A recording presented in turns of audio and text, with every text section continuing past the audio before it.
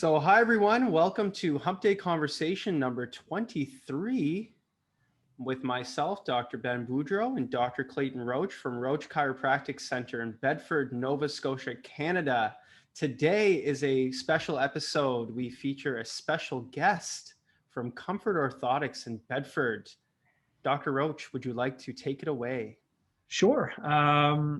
So everyone, this is Emily Conroy. So Emily works at Comfort Orthotics in Bedford. Definitely a relationship that has been ongoing for a while, and a great one because it's somewhere that I can send patients comfortably, knowing that they're going to be taken care of and treated to the same level of professionalism that we try to do at Roach Chiropractic Center. And it's been something that how long has it been, Emily? Like 5, 6, 7? Yes. Yep. 2015. 2015. There you go.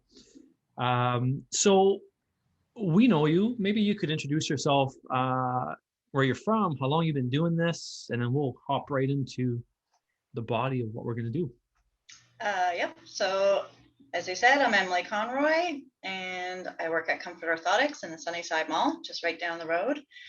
And I have been a certified Pedorthist here since 2012. And so to be a certified Pedorthist, that means, because everyone always wants to know what that is, you're at a party and you say that you're a Pedorthist and they go, oh, okay. and then they just move on. Yeah, that's right. Yeah. Anyway, so basically, I specialize in orthotics. And so I'll do a gait analysis and I'll check out your shoes. And then depending on your condition, I work off of a prescription. And depending on your condition, I will make an orthotic and suggest footwear to help to treat that. So Emily, why would somebody get into that field? Like, what inspired you to go there? Actually, funny enough, I required them myself. So I was a waitress trying to get through university, and I knew I was going to be in the health field. And I was in a lot of pain and trying to, balance school and waitressing. And yeah. I thought that I was going to be a nutritionist, but went to one of the appointments myself and kind of looked around and said, hey, this checks all the boxes of what I would like to do. And so decided to switch gears, as many people do. And I'm glad I did. It's all right. We call it a pivot, right? Right. Yep. So let's jump right into this. Emily, what's the difference between a pedorthist and a pediatrist? I think some of our listeners would like to know that.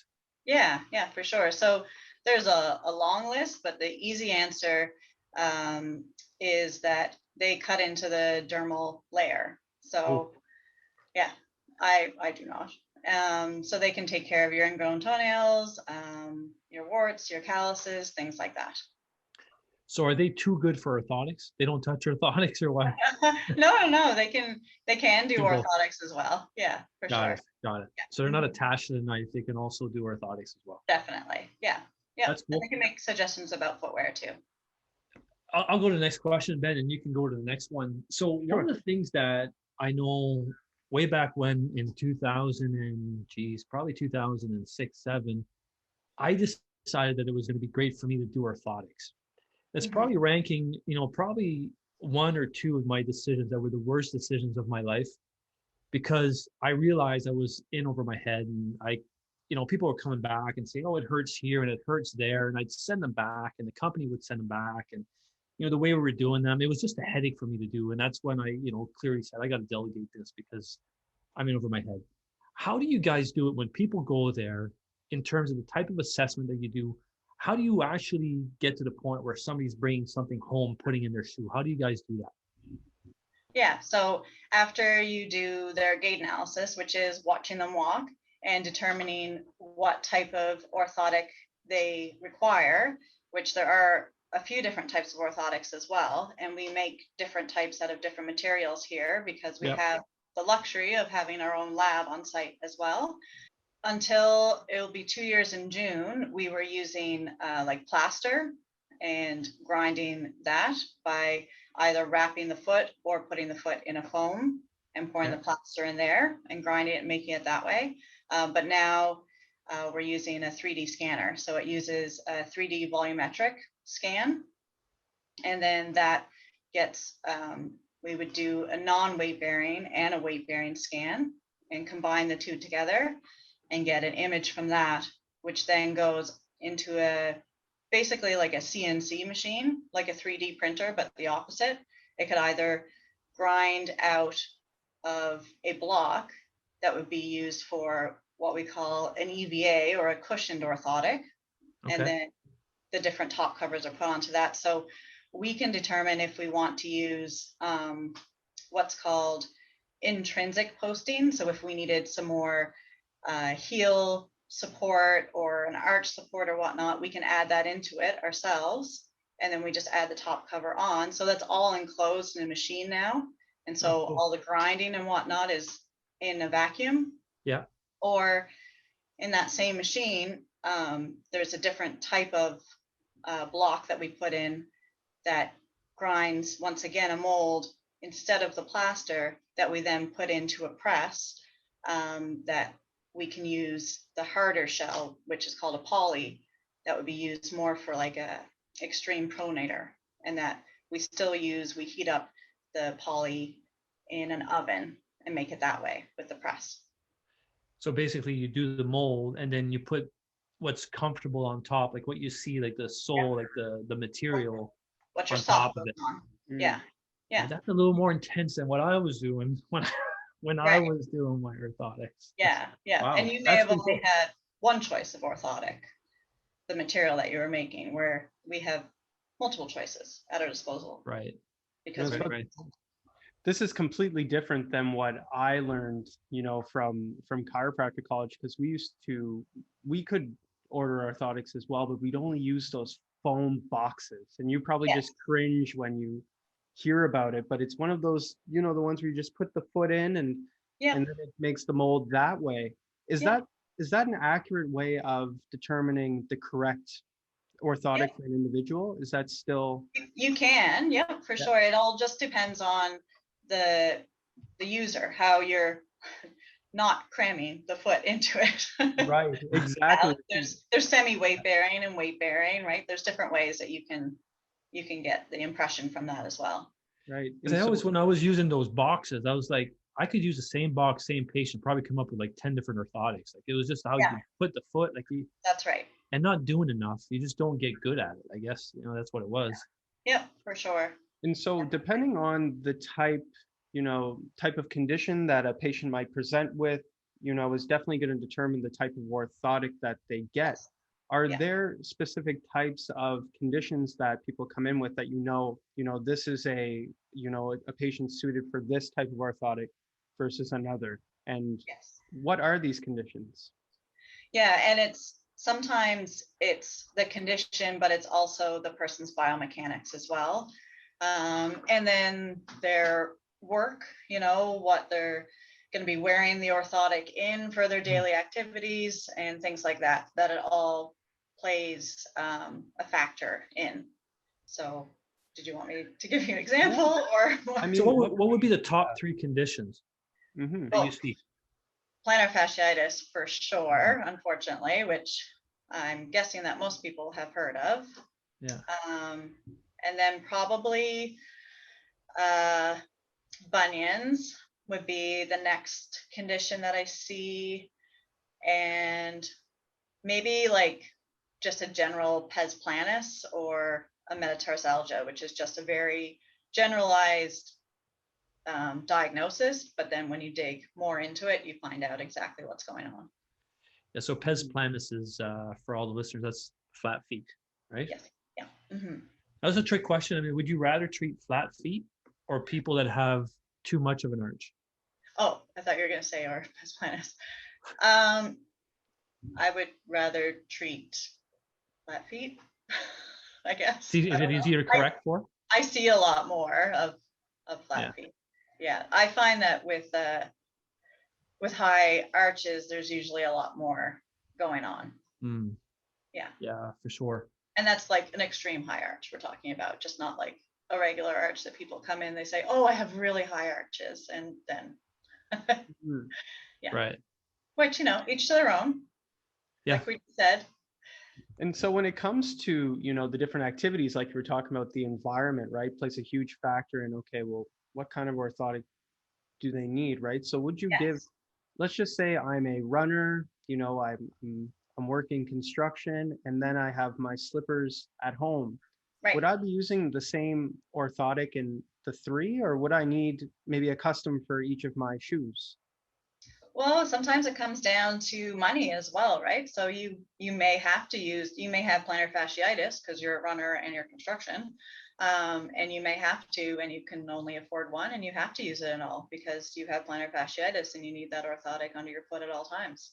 So I got to make that work, and I will. Yeah. So do you find people sometimes will do like 1 year with their plan, they'll buy a pair of orthotics, and then the following year, the one they bought is a 1-year-old, but they'll go with the new one so that it can fit another shoe so they're not. I think for me, some of the complaints that I got from patients, they hate taking their orthotics out of one shoe and putting it into another, right? Yes. Yep. For sure. Okay. Yeah.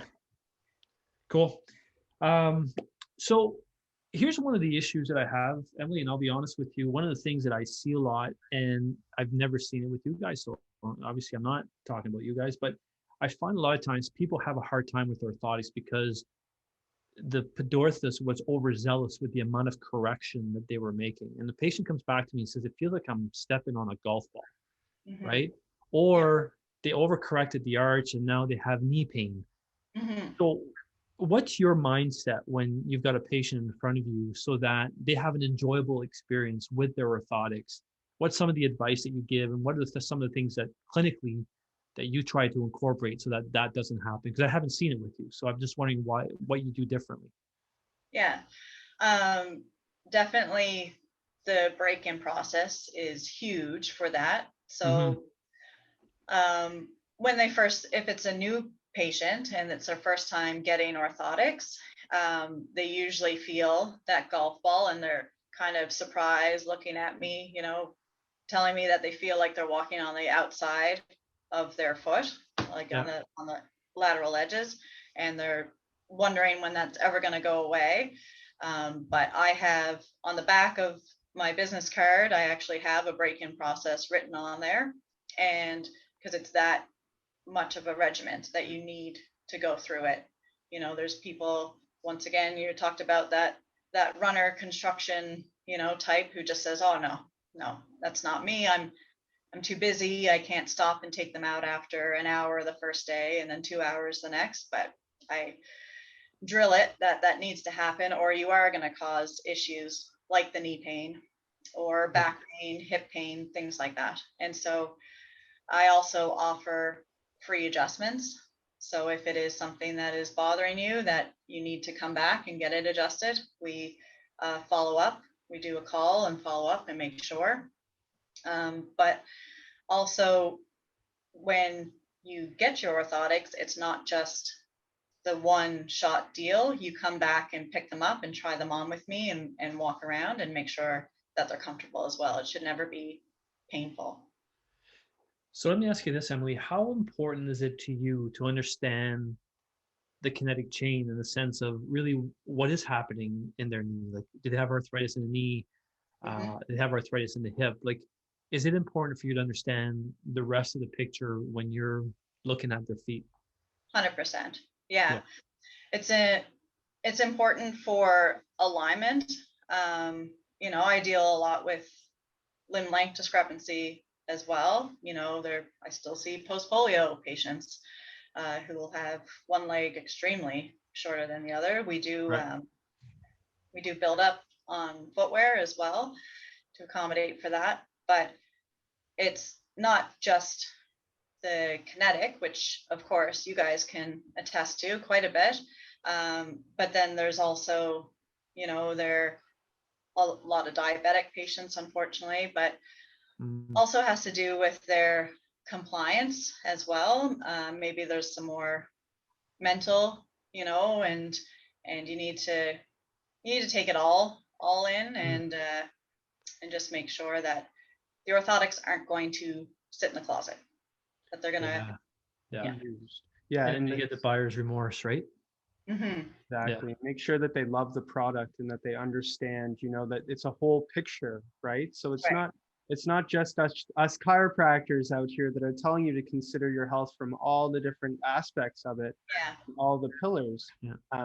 But also when it comes to any other structure in your body, you have to understand how to sort of maintain that structure in its environment. So everyone who's on here, make sure that you give us a like and show us your support for Emily, who's doing a great job telling us a lot about your feet. So make sure you show her some love right now by liking and sharing these conversations.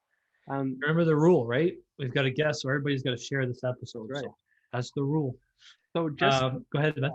I was just about to say, just like with us, when we're working with patients, there's always that break-in period, right? There's always that chance that when you're moving things or trying to get things back to where they need to be, there's always that chance that it's going to be a little bit painful in the beginning. How long, and I guess it depends on everybody, but what's the average length of time that it normally takes for a good orthotic to break in and they start feeling the impacts of that? Yeah, usually about 2 weeks is what we say, that you progress about an hour each day, and it's usually about 2 weeks that you can wear them full time. Awesome. But like you say, every person's different, and maybe they won't be able to wear them a little bit each day, and they need to take 4 weeks. And we talk about that when we pick them up and make it work for their lifestyle. Emily, when you talked about the different orthotics for the different lifestyles, do you guys do? I know when I was doing orthotics, they had the 3/4 lengths for women that still wore high heels. Yeah. Do you guys still do those, like the 3/4 lengths? We have 3/4 lengths, but I deter away from them, honestly. Yeah. They were a nightmare because they always slid down. Like, it was terrible. I always thought, who the hell thought about that? Because it's brutal. Yeah. And a 3/4 length I wouldn't put in a high heel anyway if I was going to make them. A 3/4 length for me. Sorry for everybody that I put in the 3/4 length. 3/4 length for me is more like a poly. So once a hard shell orthotic with a deep heel cup that's going to control like a child's hypermobile foot. Yeah. And so more of children who are in the growing stages, so that their toes aren't hanging over the end of the orthotic as they're growing, so they get a little bit more life out of them. Yeah, that's where I'd apply it a little bit more. So speaking of a deep heel cup, what do you do for people that have, and I think you'll talk about that, for people that have a heel spur? Right. Yep. So you talk about plantar fasciitis that goes on untreated, and all of a sudden you got a heel spur. What do you do for that? Yeah. So usually with plantar fasciitis, you would have more of a cushioned orthotic. And so with that, if you already have the orthotic made, because when I was talking about this new fancy technology we can actually do the accommodation for it built right in. But if you already have the orthotic made and you've developed a heel spur, or you just got your x-rays back, or you've gone to your chiropractor and they've diagnosed you or whatnot, then you can take a Dremel and actually cut a hole in the bottom of the orthotic, so it'll allow it to sink in and kind of have its own little home there to offload it. That is awesome. Yeah. It's almost like a donut that people sit on when they hurt their sacrum.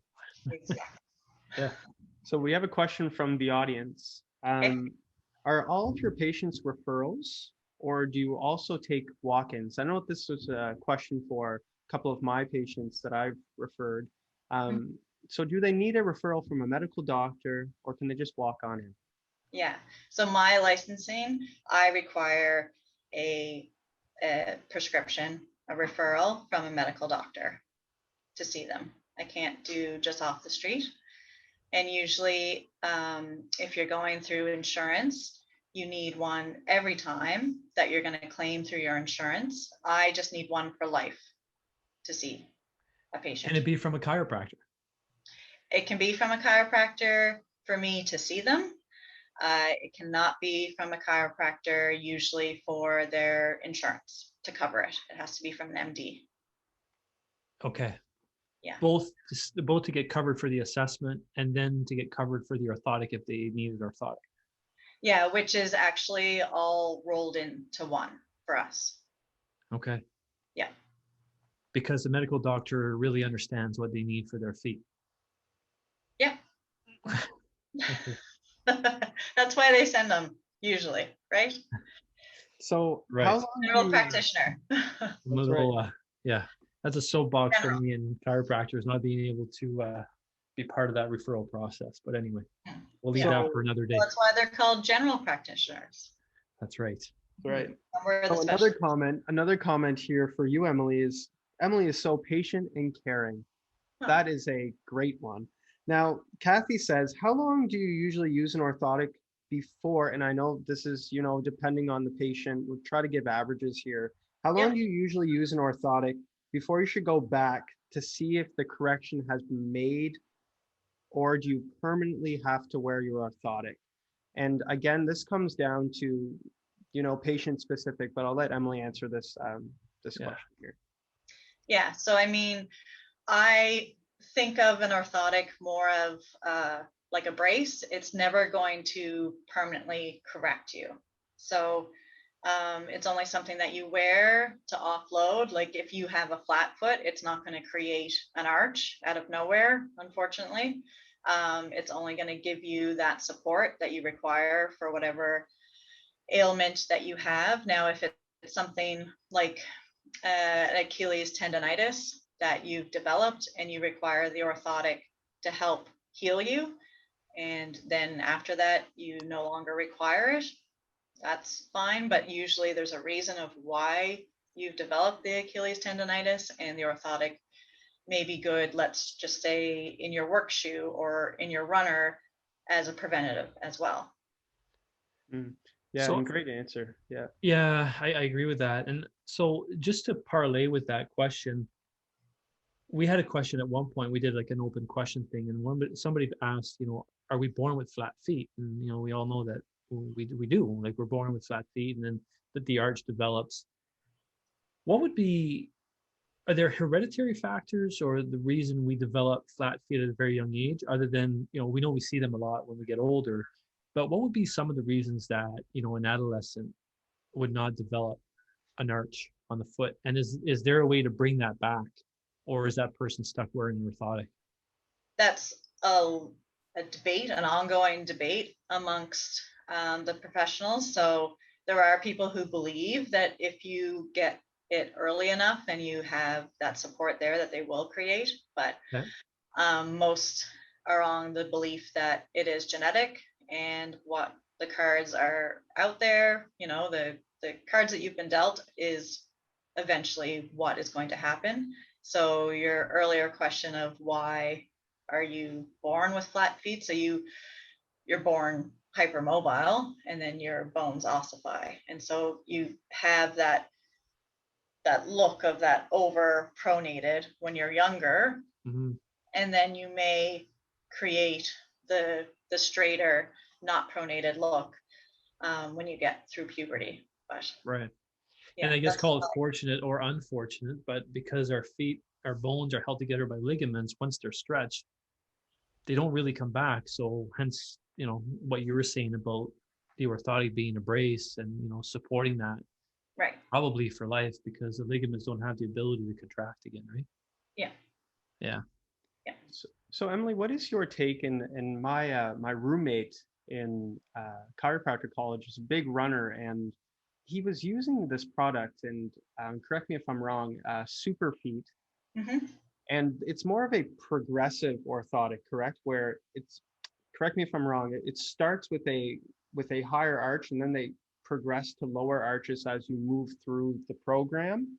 Correct me if I'm wrong, but I thought that was really cool, because it sort of, it gave it that support in the beginning that it really needed, and then as the arch strengthened or got better, they took some away.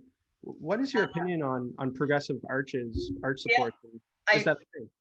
There's something out there that's over the counter that you can interchange the arches just to fit your own arch. Super Feet, to my knowledge, isn't one of them. The Super Feet that I know is just like a harder over the counter that is well structured around the heel cup and the arch, and they have different ones for like skates and wider feet and whatnot. But the interchanging arch is good, but the progression is once again debatable. I can see why it would be beneficial for a runner, because if he was wearing it in like his everyday shoe, he may want a higher one and then may want a lower arch when he's running and putting more pounds of pressure on the arch, but depends. Okay, and that's a great point that, you know, I didn't know a lot about either, is when you're not doing as much activity, you might want a higher arch. And when you're doing a little bit more, like running, like you're saying, you might want a lower arch because it's taking a lot more of a beating with every step. Yeah, some people just can't handle a higher arch when they're running. So you may want to swap it out. It's the only thing I can think of with that. So Emily, on that though, like clinically speaking, how would you account for the difference in the arch height? Like for somebody who wants one for work, somebody who wants one for running, like how would you guesstimate? Yeah, so it would go back again to what we're treating. Okay. If it was that sticky plantar fasciitis, once again, which with runners usually it is, then you want that arch support to offload the heel pain. You want to keep the arch supported as much as you can, so you're not straining the fascia. That's awesome. And to all our listeners who have learned something, if you've learned one thing tonight, give us a little bit of thumbs up here and hearts. I think Emily's doing a great job, and actually we're learning a lot. You know, that's one of the reasons selfishly that we wanted to bring Emily along, because we get these questions that, you know, we somewhat know, but we somewhat generalize. And so it's great to have this avenue to be able to get some professional answers and not gray answers like Ben and I might have to give because we're not sure, you know. So thank you for that. And it's also about making, you know, with Emily here and working together, thank you for the love. Yeah. It's about being able to make the connection between what we do as chiropractors and why we need the help of professionals like you, where, you know, when it comes to the feet, where we have these really complex cases and things just aren't moving as quickly as, you know, as we want them to move, right? And not moving in the right direction. And you know, so having a properly fitted, professionally done orthotic, and having professionals look at the feet from the perspective that you have in the philosophy, mixes well with what we do as chiropractors. And we just want to see more health professionals work together to find the right solutions for their patients. Vice versa as well. Yeah, exactly. And that's why we do this. And I mean, to be honest, like when we take a look at, you know, human beings are bipedal, so we have to accept ground force every day, right? So we're walking, we're running, we're standing.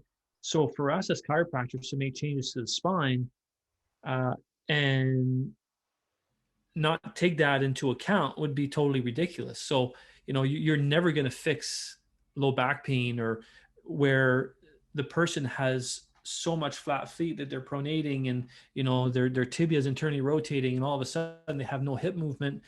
Well, the back is just the effect, not the cause. So, you know, you have to look at the entire thing and make sure that you're addressing what needs to be addressed. And, you know, to try to fix the back and then ignore the feet goes against the premise of, you know, taking care of the cause of the problem.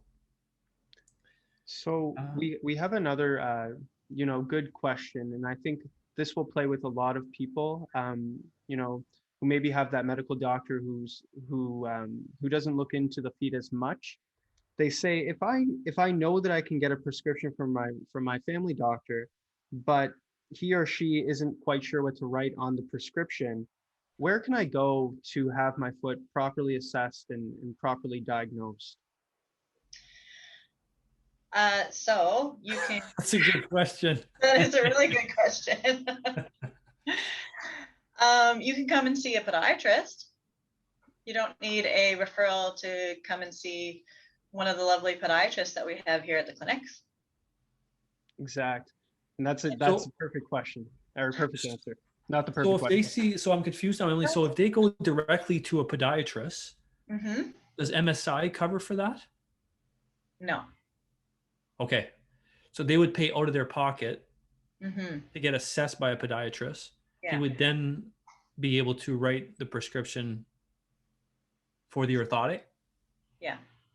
Okay. Yes, but generally, an MD should be able to write something.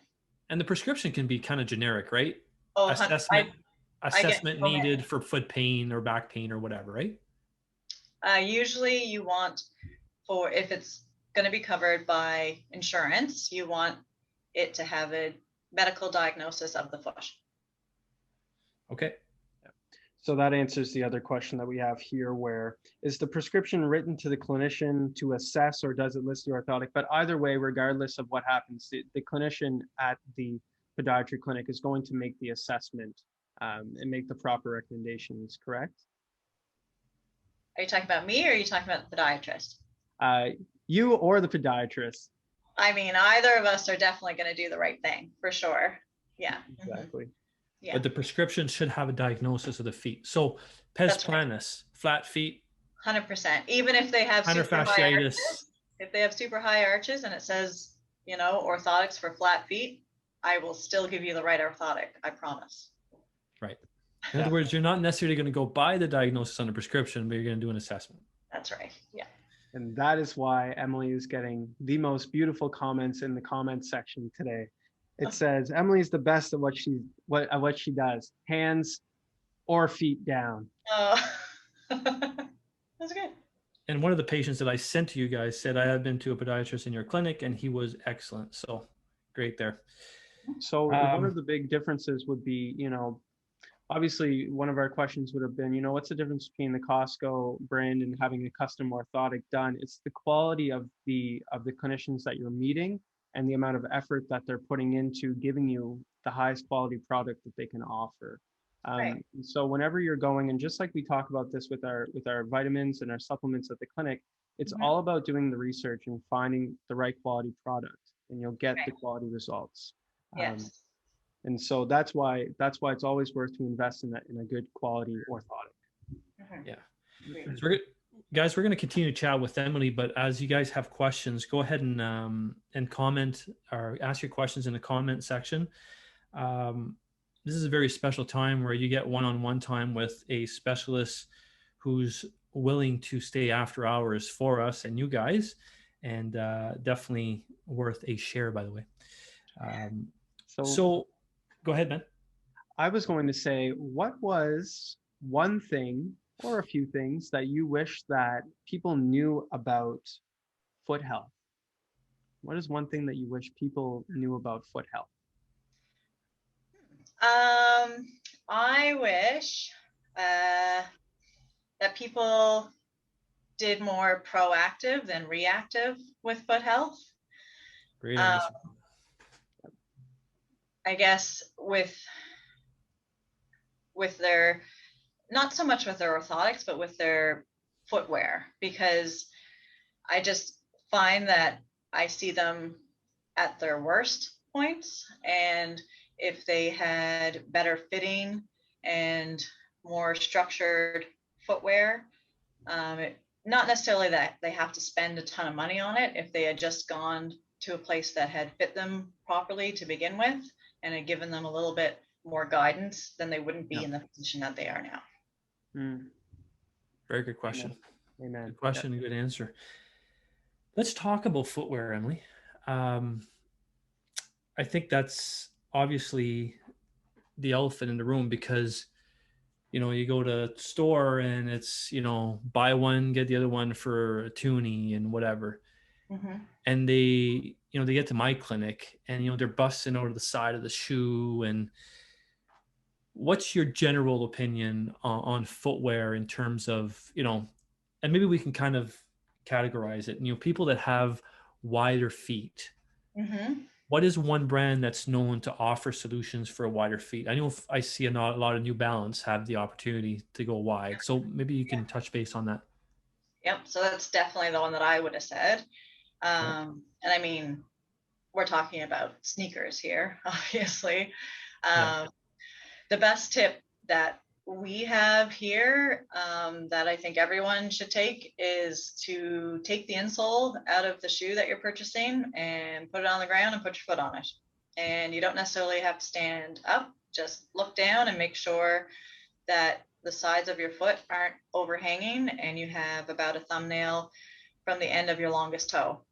And that's your best way of getting the proper fit, because I don't know if you guys remember the Brannick device that they used to have in the store. It was like a metal machine that you would, it would tell you that you were a size 9.5 in a D width or whatnot. And then that was your size across the board. That isn't very consistent nowadays because, New Balance to Saucony to Asics, they all have their different ideas of what a 9.5 D is.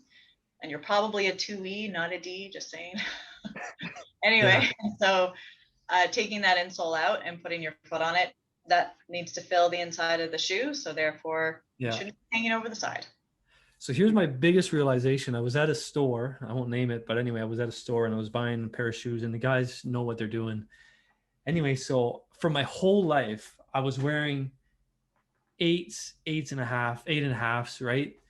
I walk out of there with a 9.5 and the guy's like, this is really what you need. So, I nearly trip out of the store because I wasn't used to these canoes.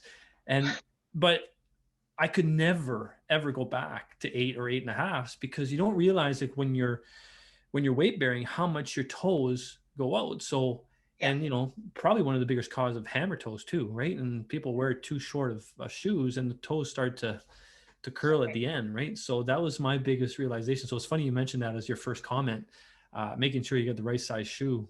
Yes. Yeah.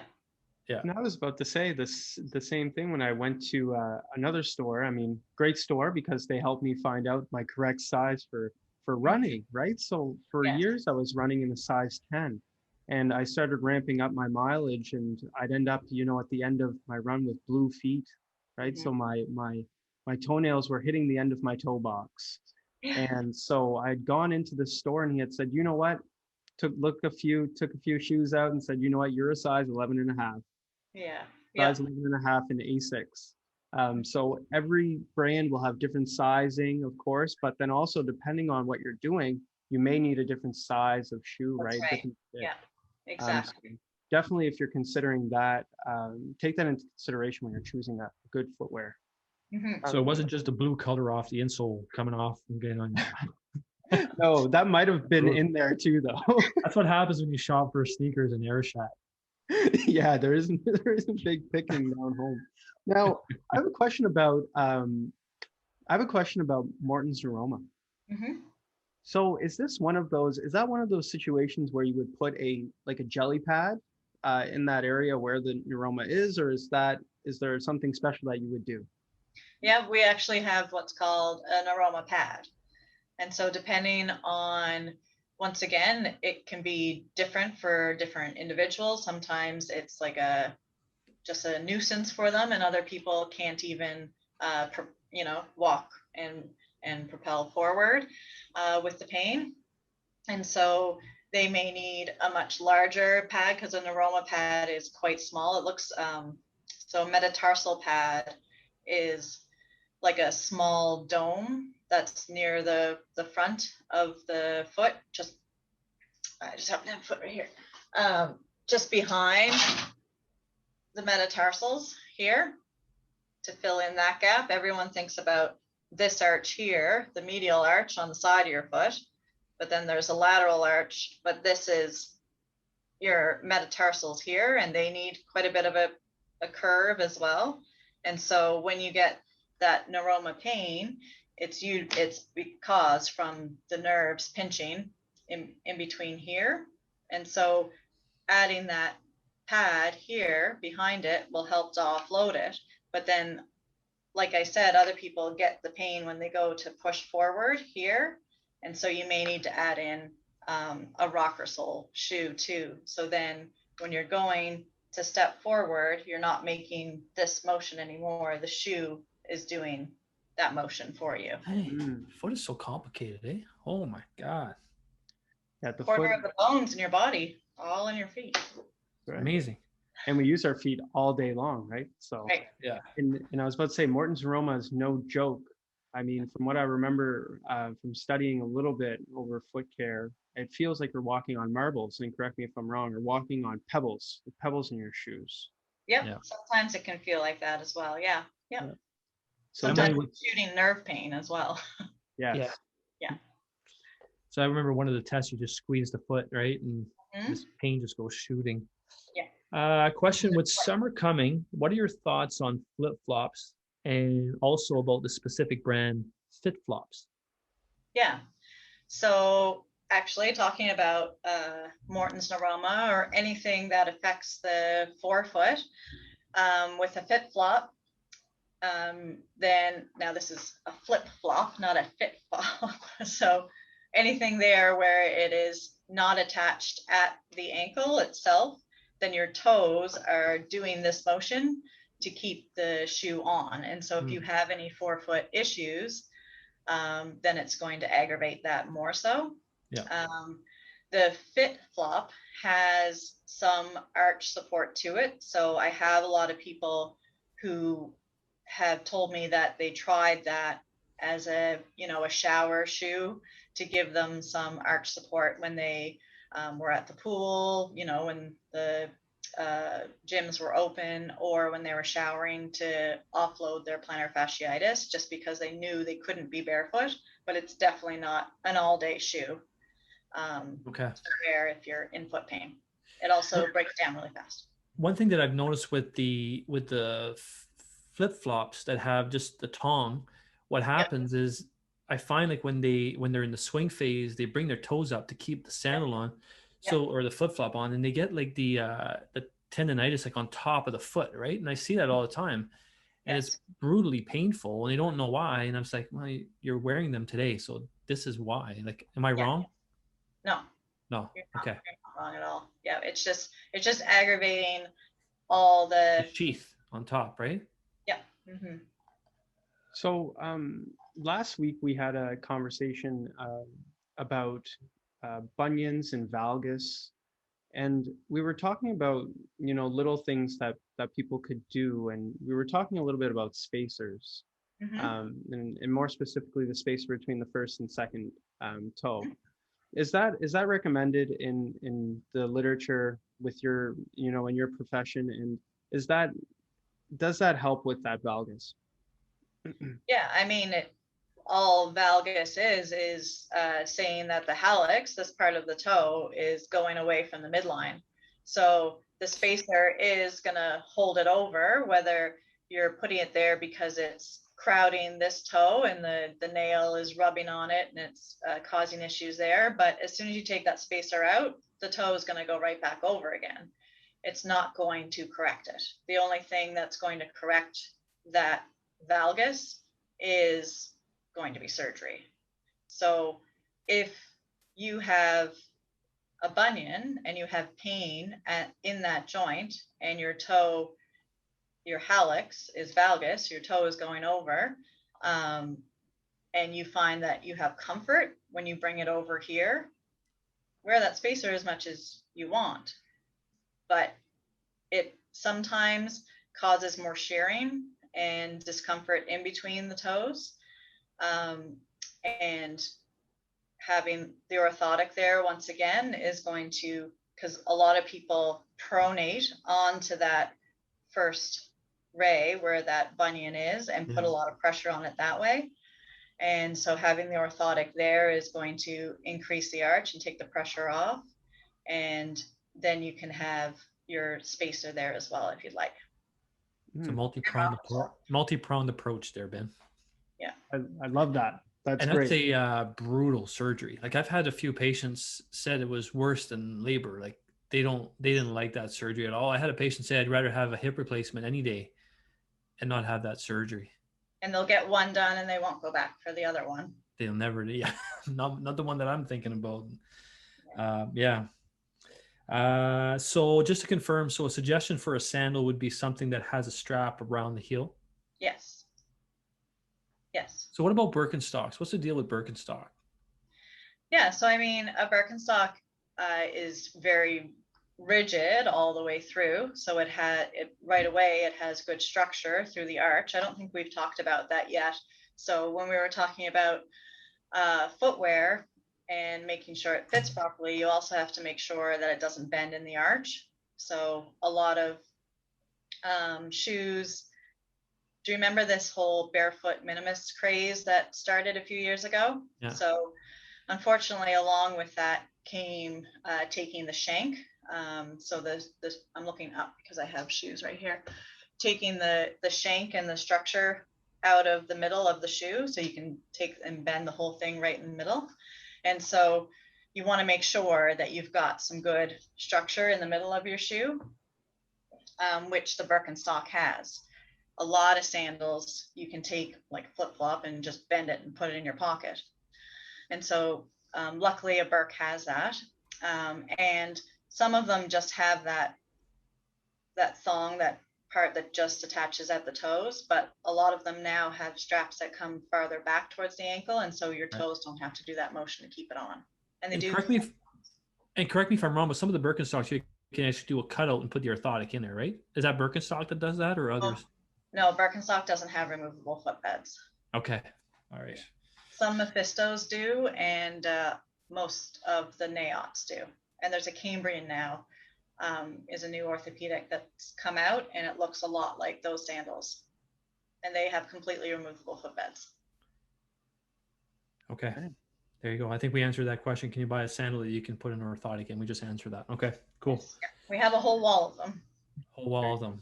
Comfort orthotics. So guys, thumbs up, hearts, please. And please share this episode. This is amazing information that without Emily volunteering to do this, you would have to take time out of your own schedule, get a prescription, do everything to be able to get a hold of somebody like Emily and take time out of your schedule. So thank you, Emily, for doing this.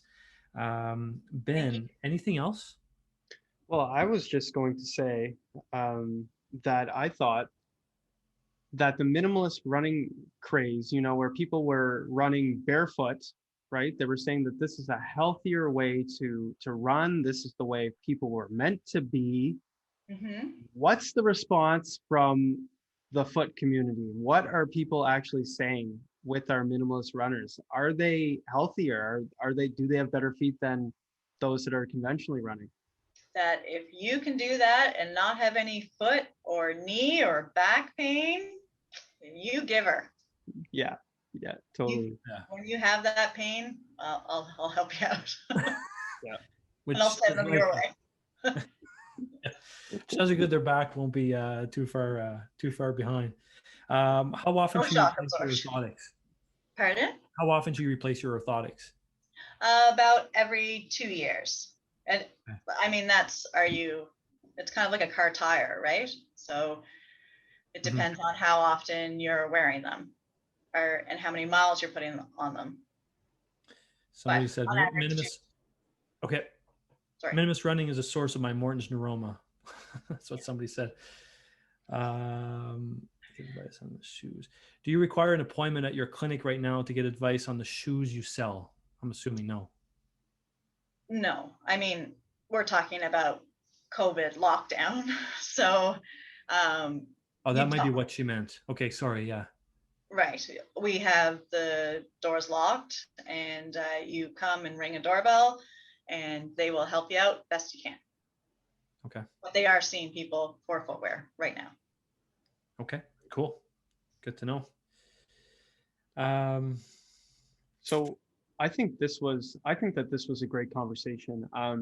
For those of you who have really enjoyed this conversation, please like and share, and show Emily some love for sure for definitely giving some of her time tonight to talk to you guys live on Facebook. So Emily, we definitely thank you so much for being on this live episode with us. This is our 23rd episode doing this, 23 weeks in a row. And we just love being able to communicate with people in our community and reaching out and knowing that there are great practitioners down the road that have a great philosophy of really being out there and wanting to give back to their patients and their communities. So thank you so much for being with us this evening. Thank you. Yeah, and before we went live, we were talking to Emily that, it's a shame that, chiropractors stick with chiropractors and physios stick with physios. And, I think one thing that I hear from my patients the most is we wish everybody would talk about everybody and work together. And this was innately one of our goals with Hump Day Conversations, is to have these conversation that put everybody in the same conversation, so to speak, so everybody can get the answers that they need. Because I think the more quality questions you ask, the more, quality answers you get. And, that basically gives you better diagnoses, better treatment options, better everything. So that was the goal. I'm just reading through real quick here. People are chiming in for questions. Me too. Everybody enjoyed this. Everybody's saying thank you so much. I learned a lot. This was my favorite interview, by the way. Oh. So I learned a lot, which is great. And I think our patients are really appreciating that. So in respect of your time, Emily, I know you got to head out. Thank you so much from the bottom of our hearts. And it's been great being able to refer people to you and knowing that they're going to be taken care of. So thank you so much. Appreciate it. If you're listening to us on YouTube, make sure you subscribe to YouTube, and do this gal a favor and make sure that you share this episode. This is her only way of being paid. She's not being paid tonight. And so thank you so much. Thank you. Just to let everybody know, you can find Emily at Comfort Orthotics in the Sunnyside Mall in Bedford, Nova Scotia, Canada. And so if you are looking for a really nicely made pair of orthotics made with care and love, you can find Emily Conroy at Comfort Orthotics in Bedford in the Sunnyside Mall. Thanks. Thank you so much, guys. Really appreciate everything. And we look forward to, you're welcome. Comfort Orthotics saying thanks for having Emily on to the live. It's our pleasure. So from Hump Day Conversation, Ben and I would like to wish you a good night, and we'll be here again next week on Wednesday at 9:00. We'll come up with a topic like we always do. And next month, look forward to another interview. And again, thank you very much, Emily. Thank you. See you guys. What's up, guys? Listen, if you like this episode, you'll probably like the other ones. Chances are pretty good. So here's what you need to do. You need to like us and follow us on Facebook. Following means you get notified when these two guys are live. Next, family, friends. You need to share these episodes because you never know. You might help them because they need this information as well. And guys, if you ever miss an episode, make sure you subscribe to us on YouTube. That way you can watch the episode over and over and over again. Guys, we love you and appreciate you. Take care.